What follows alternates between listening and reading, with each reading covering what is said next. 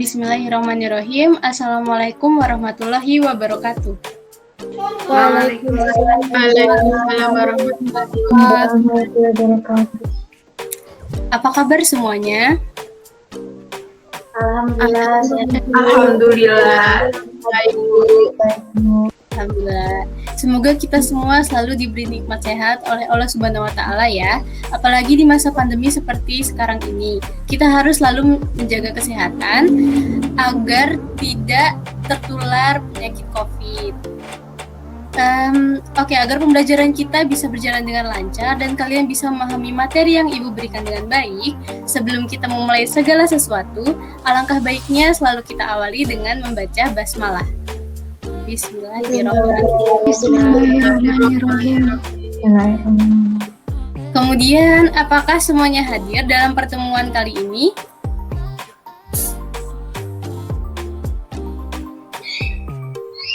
Ada yang tidak masuk, yang tidak hadir, Bu. Tidak, Siapa saja yang tidak hadir? Anak-anak, Bu. Kenapa tidak hadir? Ada yang tahu? Terkendala sinyal mungkin, Bu. Oh ya, baik. Pada pertemuan sebelumnya kita sudah membahas tentang apa? Ada yang masih ingat nggak pertemuan sebelumnya kita membahas tentang materi apa?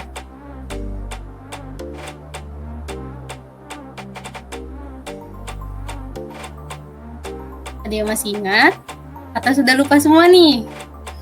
Tentang bakteri, Bu. Ya, benar.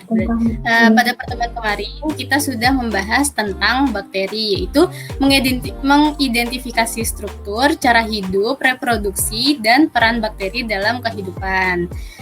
Kemudian, coba bakteri itu termasuk makhluk hidup atau bukan?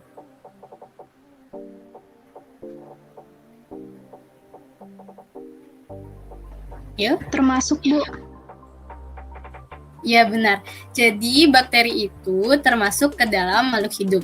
Nah, pada pertemuan kali ini kita masih akan membahas tentang makhluk hidup. Tetapi dia bukan bakteri, bukan hewan, bukan tumbuhan, dan juga bukan jamur. Tetapi dia masuk ke dalam makhluk hidup. Ada yang bisa menebak materi kita pada siang hari ini apa? Protista, Bu. Ya, benar sekali yang dikatakan oleh Mbak Nanda.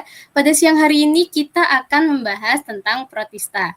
Sebelumnya di sini ada yang pernah menggunakan kosmetik atau mengkonsumsi suplemen makanan? Belum, Bu. Belum. Kalau begitu, ada yang tahu nggak apa hubungan kosmetik dan suplemen makanan ini dengan materi yang akan kita bahas pada siang hari ini? Belum tahu, Bu, apa hubungannya. Oke, jadi hubungannya salah satu bahan dasar dari pembuatan kosmetik dan suplemen makanan yang pernah kalian konsumsi, kalau kalian pernah mengkonsumsinya, itu bersumber dari salah satu kelompok protista yang akan kita bahas pada siang hari ini. Oke, Ibu lihat pada pertemuan kemarin kalian sudah bagus dalam mengerjakan kuis di Kahoot. Sepertinya tidak ada kesulitan lagi ya. Nilainya sudah bagus-bagus semua, tidak ada nilai di bawah 8. Kalian hebat luar biasa, berarti kalian sudah bisa memahami materi dengan baik. Perlu kalian ketahui kenapa sih kita harus belajar tentang protista ini? Kita belajar tentang protista agar kita bisa mengetahui macam-macam protista dan manfaatnya bagi kehidupan. Jadi, dari pembelajaran ini diharapkan kalian bisa membedakan mana protista mirip hewan, protista mirip tumbuhan, dan protista mirip jamur. Dan kalian juga diharapkan bisa mengetahui manfaat-manfaat protista untuk kehidupan kita sehari-hari. Pada siang hari ini kita akan membahas tentang protista. Protista sendiri dibagi menjadi 3, yaitu protista mirip hewan atau biasa yang disebut dengan protozoa, protista mirip tumbuhan, dan protista mirip jamur. Dan protista ini banyak manfaatnya di kehidupan kita. Ibu akan share screen terlebih dahulu.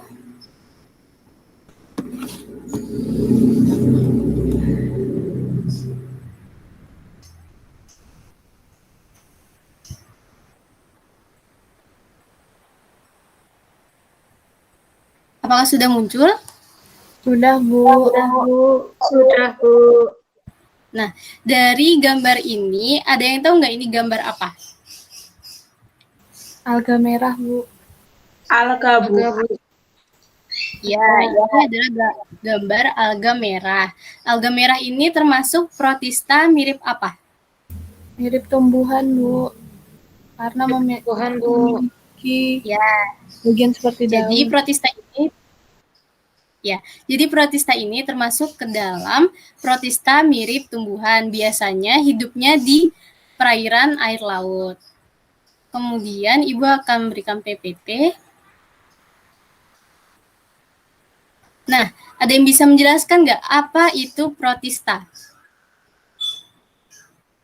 Itu, Bu, mikroorganisme eukariotik yang bukan hewan, tumbuhan, atau fungi, Bu. Seperti itu. Ya, benar yang dikatakan oleh Mbak Nita. Protista adalah mikroorganisme eukariota yang bukan hewan, tumbuhan, atau fungus. Mereka pernah dikelompokkan ke dalam satu kerajaan bernama protista. Nah, ini penjelasannya protista. Protista adalah suatu takson yang anggotanya sangat beragam. Anggotanya bukan hewan, bukan tumbuhan, bukan jamur, dan bukan prokariot. Jadi mereka itu mirip hewan, mirip tumbuhan, dan mirip jamur, tetapi mereka bukan termasuk di dalam situ. Ini adalah contoh-contoh gambarnya. Bisa kalian lihat. Kemudian, protista ini memiliki ciri umum. Ciri umumnya yaitu protista merupakan organisme eukariotik, umumnya bersifat uniseluler, namun ada juga yang multiseluler. Protista kebanyakan hidup di perairan laut maupun perairan tawar. Yang di perairan laut contohnya seperti yang gambar tadi, itu alga merah. Kemudian beberapa jenis protista merupakan autotrof fotosintetik, bisa membuat makanannya sendiri dengan bantuan sinar matahari, dan ada juga yang heterotrof atau tidak bisa membuat makanannya sendiri. Ia memperoleh nutrisi dengan memakan organisme lain. Kemudian protista ada yang hidupnya bebas, ada juga yang bersimbiosis dengan organisme lain. Protista juga bereproduksi secara seksual dengan konjugasi atau ada juga dengan aseksual dengan pembelahan biner. Nah, tadi sudah Ibu beritahu protista itu dibagi menjadi berapa? Ada yang ingat? 3, Bu. Ya, apa saja? Protista mirip hewan, protista mirip tumbuhan, dan protista mirip jamur. Ya, benar sekali yang dikatakan Mbak Galuh. Protista itu dibagi menjadi 3, yaitu protista mirip hewan atau protozoa, protista mirip tumbuhan, dan protista mirip jamur.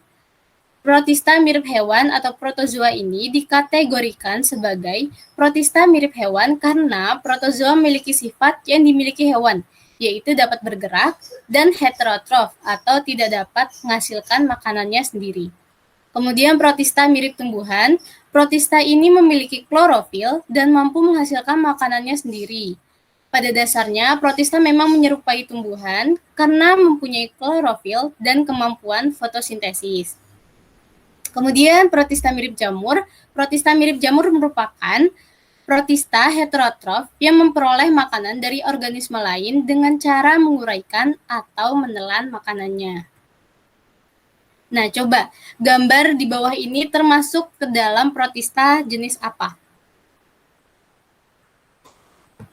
Tumbuhan, Bu. Ya, benar. Jadi protista ini adalah protista yang mirip tumbuhan. Karena nih bisa dilihat seperti yang dijelaskan tadi, protista mirip tumbuhan ini mampu menghasilkan makanan sendiri dan memiliki klorofil. Bisa dilihat ini ada hijau-hijau seperti klorofil, yaitu adalah klorofil. Kemudian ciri umum protista mirip tumbuhan itu ada bersifat uniseluler atau multiseluler. Ukuran tubuhnya bervariasi mulai dari alga mikroskopis dengan ukuran 8 nanometer hingga alga makroskopis dengan ukuran 60 meter. Bentuk tubuh tetap karena adanya dinding sel. Alga uniseluler dapat hidup soliter ataupun membentuk koloni. Memiliki beberapa jenis klorofil, klorofil A, klorofil B, klorofil C, dan klorofil D yang tersimpan dalam kloroplas.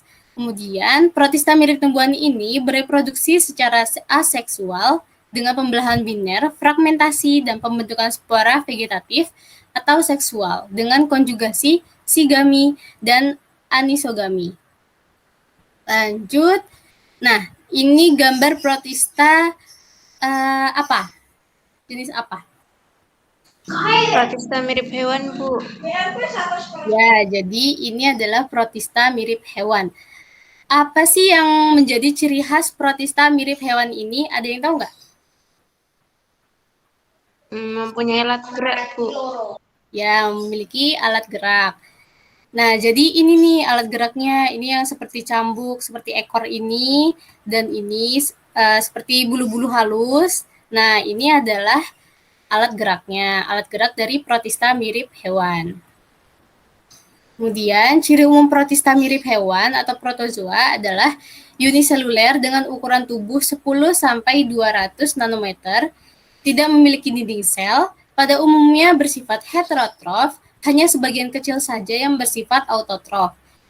Protista mirip hewan ini hidup bebas atau sebagai parasit bagi organisme lain. Reproduksi dari protista mirip hewan ini secara seksual maupun aseksual. Pada umumnya memiliki alat gerak seperti yang sudah Ibu tunjukkan tadi. Kemudian ini termasuk ke dalam protista apa? Protista mirip jamur ya, Bu? Ya, benar. Bentuknya sudah terlihat ya bahwa protista ini merupakan protista yang mirip jamur. Nah, ciri-ciri protista mirip jamur ini bersifat eukariotik, tidak memiliki klorofil, dapat menghasilkan spora, dan bersifat heterotrof. Nah, protista ini memiliki manfaat dalam kehidupan sehari-hari, seperti contohnya Laminaria digitalis sebagai penghasil yodium untuk penyakit gondok, Chlorella digunakan sebagai bahan dasar pembuatan protein sel tunggal atau PST dalam suplemen makanan, obat-obatan, dan bahan kosmetik. Seperti yang Ibu tanyakan di awal tadi, siapa yang pernah mengkonsumsi suplemen makanan dan pernah menggunakan kosmetik? Nah, Chlorella ini merupakan bahan dasar dari pembuatan suplemen makanan dan bahan kosmetik tadi. Kemudian, tanah yang mengandung radiolaria digunakan sebagai bahan penggosok, isolasi bahan dasar industri kaca, dan penyaring bakteri. Kemudian ada zooplankton yang berguna sebagai makanan ikan dan arthropoda air di laut. Ada paramecium digunakan sebagai organisme indikator terjadinya pencemaran air oleh zat organik. Kemudian ganggang keemasan yang digunakan sebagai bahan peledak. Dan masih banyak lainnya ya, contohnya di sini ada. Nanti PowerPoint-nya akan Ibu bagikan, bisa kalian baca-baca lagi. Dari PPT yang sudah Ibu jelaskan, ada yang ingin ditanyakan?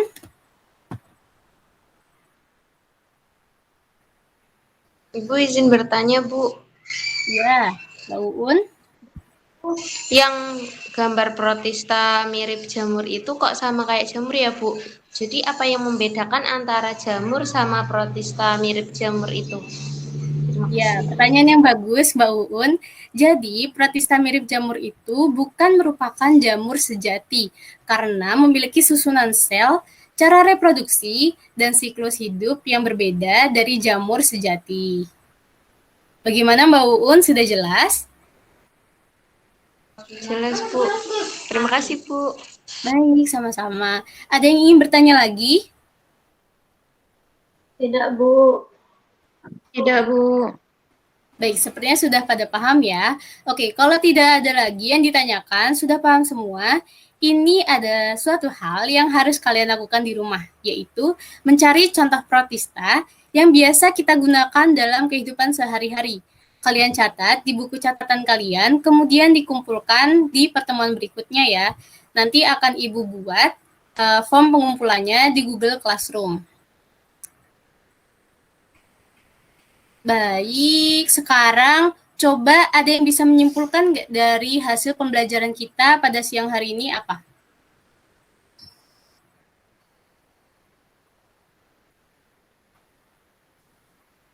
Ada yang mau menyimpulkan?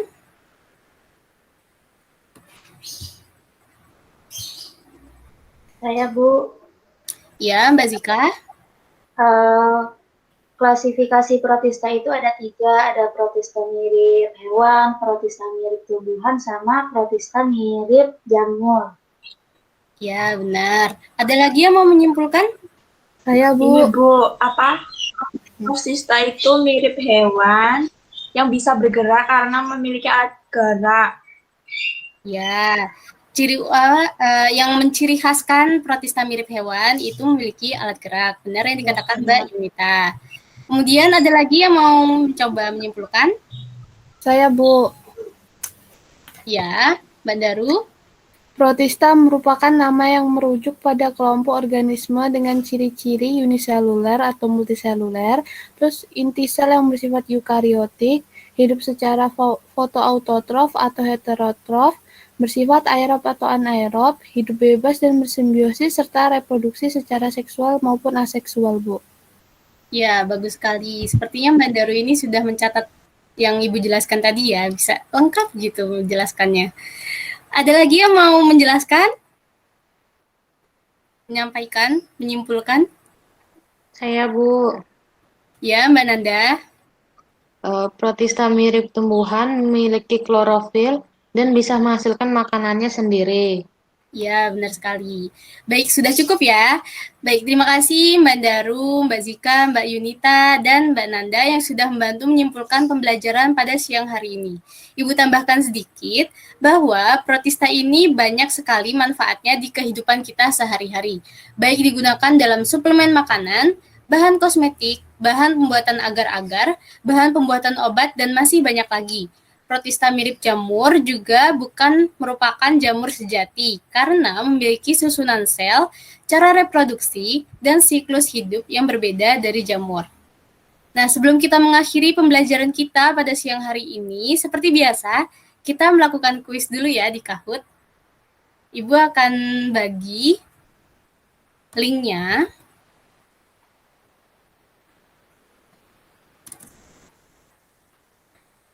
Sebentar.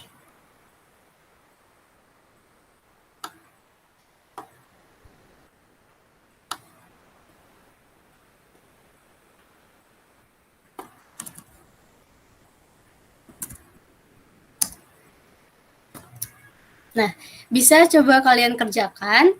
Ibu kasih waktu 10 menit untuk mengerjakannya.